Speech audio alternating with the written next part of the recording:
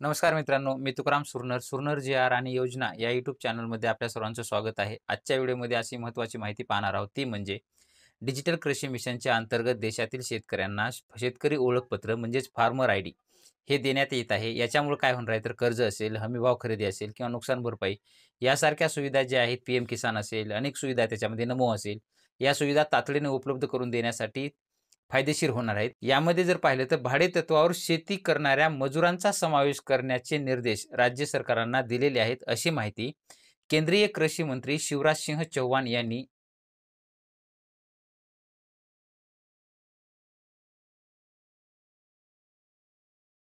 प्रश्नोत्तराच्या तासामध्ये शेतमजुरांना farmer ID देणार का? असा भाजपचे खासदार डॉक्टर पुरंदेस्वारी यांनी उपस्थित केला. त्यावर कृषी मंत्री चव्हाण यांनी सभागृहाला माहिती दिली, की कृषी मंत्री म्हणाले, की जे शेतकरी दुर्गम भागातील आहेत, त्या शेतकऱ्यांचं फार्मर आयडी तयार करण्यासाठी एफ-पी-ओ आणि कृषी सखी या योजनेची मदत घेऊ शकते. यामुळे उर्वरित शेतकऱ्यांना फार्मर आयडी देण्यात येईल.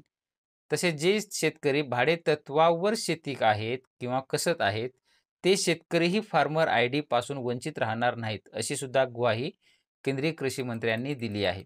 त्यानंतर पुढे त्यानंतर पुढे ते म्हणाले, की सुरुवातीला फार्मर आयडी ही केवळ फक्त भूधारक म्हणजे ज्यांच्या नावावर जमीन आहे त्याच शेतकऱ्यांना देण्यास सुरुवात करण्यात आलेली आहे. परंतु राज्य सरकारांना निर्देश देण्यात आलेले आहेत, की भाडेतत्वावर शेती कसणारे किंवा बटाईदार असतील आणि शेतमजुरांना देखील फार्मर आयडी देण्याचा निर्णय घेण्यात आला आहे.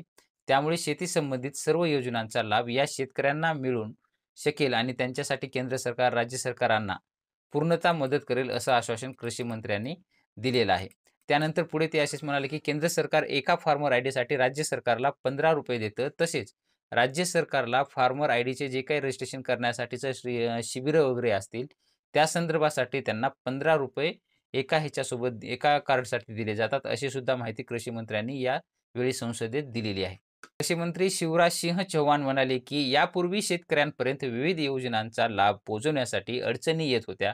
कारण खात्रीलायक डेटा असा सरकारकडे कुठल्याही उपलब्ध नव्हता. परंतु आता मात्र पंतप्रधानांच्या नेतृत्वाखालील जे काही डिजिटल कृषी मिशन आखण्यात आलं आहे, त्यामुळे शेतकऱ्यांना डिजिटल ओळखपत्र देण्यात येत आहे. या ओळखपत्रामुळं अर्ध्या तासामध्ये शेतकऱ्यांना कर्ज मिळण्यासाठी अत्यंत सुविधा सुलभ होणार आहे. तसेच शेतमालाच्या विक्रीतही कोणत्याही कागदपत्राविना शेतकरी शेतमालाची विक्री करू शकणार आहे. तसेच पीक लागवडीसाठी क्षेत्राची माहिती आणि नुकसान भरपाई शेतकऱ्यांना वेळेत मिळेल, असंही सुद्धा चव्हाण म्हणाले. दरम्यान शेतकऱ्यांना विविध योजनांचा लाभ देण्यासाठी ॲग्रीस्टाक ही योजना राबवण्यात येत आहे. यामध्ये शेतकऱ्यांनी सी-एस-सी सेंटरवरून जाऊन आपलं ऑनलाईन रजिस्ट्रेशन करून घ्यावं. त्याच्यानंतर तुमचं जे काही फार्मर आयडी असेल त्याच्यासाठी तुमचं अप्रूव्हल दिलं जातं आणि अप्रूव्हल दिल्यानंतर तुम्हाला एक कार्ड तिथंच अवेलेबल करून दिलं जाणार आहे. राज्यामध्ये संपूर्ण महाराष्ट्र राज्यात याची नोंदणी सुरू झालेली आहे. तरी शेतकऱ्यांना आव्हानसुद्धा असं करण्यात आलेलं आहे, की जे शेतकरी राहिलेले असतील ॲग्रीस्टॅक योजनेअंतर्गत फार्मर आयडीसाठी रजिस्ट्रेशन करण्यासाठी, त्या सर्व शेतकऱ्यांनी लवकरात लवकर आपल्या जवळच्या सी-एस-सी